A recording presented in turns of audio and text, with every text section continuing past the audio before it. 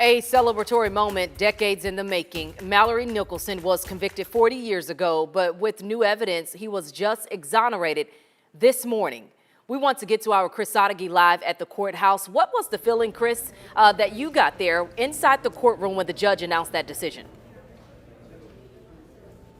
Well, Tashara, it's one of the few times that you're going to see everyone in a courtroom in agreement. A man who spent 21 years in prison was exonerated thanks to the Innocence Project, a judge, and also a unit in the Dallas County DA's office that works to fix wrongful convictions like this one.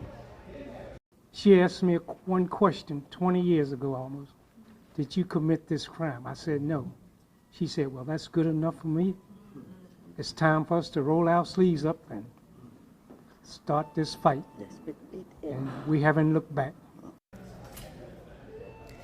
That is Mallory Nicholson and his wife Ethel. He said today is the day that they have been waiting for, to hear the words that they've been waiting for. A judge declaring him innocent after he spent 21 years of his life from 1982 to 2003 in prison on a child sex abuse charge. But a review of the case found key evidence of the victims identifying another man was actually withheld from the trial. Nicholson also had alibi witnesses testify that he was at a funeral at the time the crime took place. Now, nearly 40 years after that conviction, it has been overturned. The purpose of the Dallas DA office's Conviction Integrity Unit is to make sure old cases like this were tried correctly. They started reviewing this case 3 years ago after an Innocence Project request.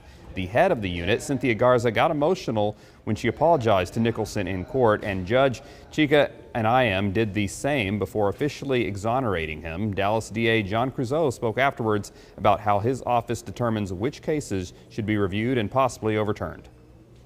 It's going to be something brought to us, and we, in collaboration with the Innocence Project, any other lawyer, will kind of co-investigate it. Once they find something that we can move on, if that's there, then we move on and we get perhaps to this point.